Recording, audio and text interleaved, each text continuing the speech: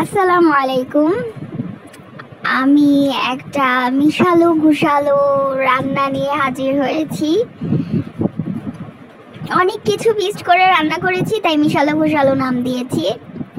তো প্রথমে যে কোনো মাছ, বড় সাইজের মাছ ছোট ছোট করে টুকরো করে কেটে নিতে হবে।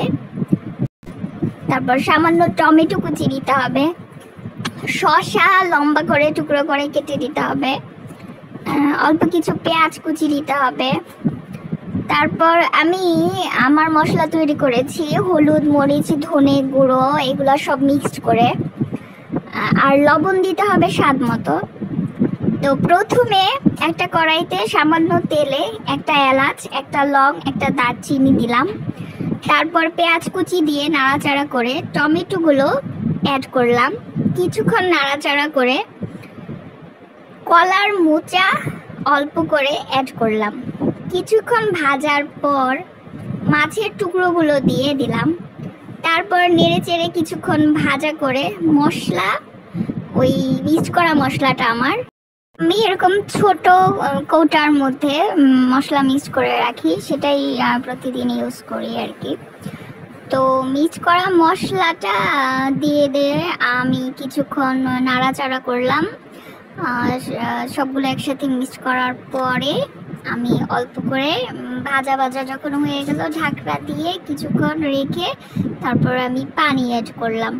পরিমাণ মতো পানি অ্যাড করে রান্না করে নিলাম। দেখতেই পাচ্ছেন এটা খুবই টেস্টি হয়েছে। আপনারা না খেলে আসলে বুঝবেন না। রাজমার যে ডাল, এই ডালটা এমনিতেই খুব স্বাদ। আর আমরা কম বেশি যারা কলার মোচা খাইছি এর আগে, আমরা সবাই জানি এটা কতটা সুস্বাদু। তার সাথে আমি অ্যাড করেছি আবার মাছ। তো বুঝতেই পারছেন মিশালো ঘুষালো এই রান্নাটা কতটা টেস্টি।